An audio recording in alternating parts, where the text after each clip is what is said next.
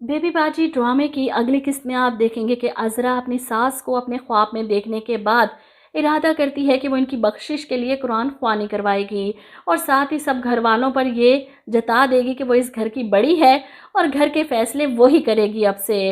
वो सबसे कह देती है कि शाम को सब घर पर मौजूद हों, मोहल्ले की औरतों को बुलाती है और कुरान ख्वानी रखवाती है। वहीं सायरा और उसकी माँ बज़ाहिर तो अज़रा का साथ देती हैं, लेकिन इतनी नेक बीबियाँ नहीं जो दिल से खुश हो सकें। इसलिए सायरा कुरान ख्वानी से उठकर किचन में जाती है अस्मा के पास, जो खाने का बंदोबस्त कर रही थी, बर्तन वगैरह निकाल रही थी। सायरा इसे कहती है, सब औरतों के जाने के बाद मैं सोच रही थी क्यों ना आज मामू मोमानी की कब्र पर जाएं। तुम जमाल से कहो ना कि हम दोनों को कब्रिस्तान ले जाए। वो जानबूझकर अस्मा को आगे करती है ताकि जमाल इनकार ना कर सके, क्योंकि आजकल सायरा की कोई बात नहीं मान रहा वो। वहीं अज़रा छुपकर इनकी बातें सुन लेती है और समझ रही है सायरा के इरादों को। वो पलटती है तो उसकी माँ घर में दाखिल होती है। अरे अज़रा, क्या हो गया, इतनी बौखलाई क्यों हुई हो? इस पर अज़रा कहती है, ये औरतें हर वक्त मेरा खून खौलाने को तैयार रहती हैं। देख नहीं रही क्या चल रहा है इस घर में? कोई मोर्चा खाली नहीं छोड़ना चाहती मैं। इधर फुप्पो भी कोई मौका नहीं छोड़ती अज़रा को नीचा दिखाने का। बड़ी मीठी छुरी बनकर अज़रा की जड़ें काट रही हैं। इसकी माँ से दुआ सलाम करती हैं, सबके सामने अच्छी बनती हैं, लेकिन अज़रा जानती है इस औरत की नीयत को।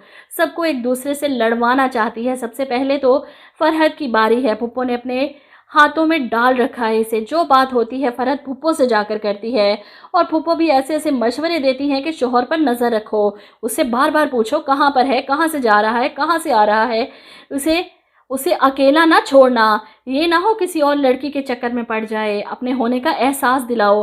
अब फुप्पो तो जानती हैं कि मर्द इन बातों से कितना चिढ़ते हैं कि बीवी हर वक्त इनके सर पर सवार रहे, लेकिन फरहत बेवकूफ़ फुप्पो का मशवरा मानकर वासिफ से सवाल करती है, मेरी बात का जवाब दो, कल तुम दुकान पर थे या नहीं? वासिफ को भी गुस्सा आ जाता है, अब मैं तुम्हें हर बात पूछ कर जाऊं, इजाज़त लेकर जाऊं? हेड मिनिस्टर हो तुम मेरी? जिस पर फरहत को गुस्सा आता है, हेड मिस्ट्रेस नहीं, बीवी हूँ मैं तुम्हारी। अब दोनों के बीच पड़ने वाला है तनाज़ा और फुप्पो इस चिंगारी को और भी ज़्यादा हवा देगी ताकि इन दोनों के रिश्ते को जलाकर राख कर दे।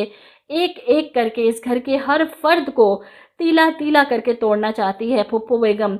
अब अज़रा ही वाहिद इस घर में जो फुप्पो के इरादों से अच्छी तरह वाकिफ़ है, हर मुमकिन कोशिश करती है कि सब ठीक कर सके। वहीं दूसरी तरफ आशी आखिरकार समन से उगलवा ही लेती है कि इसे मसला क्या है, और समन इसे बताती है अपने पेपर के बारे में कि मैं उसमें फ़ेल हो जाऊंगी और इसे यही परेशानी कि हर जगह इंसल्ट होगी इसकी। आशी इसे मशवरा देती है कि यहाँ बहुत से ऐसे लोग होते हैं जो पैसे लेकर पेपर में पास करवा देते हैं।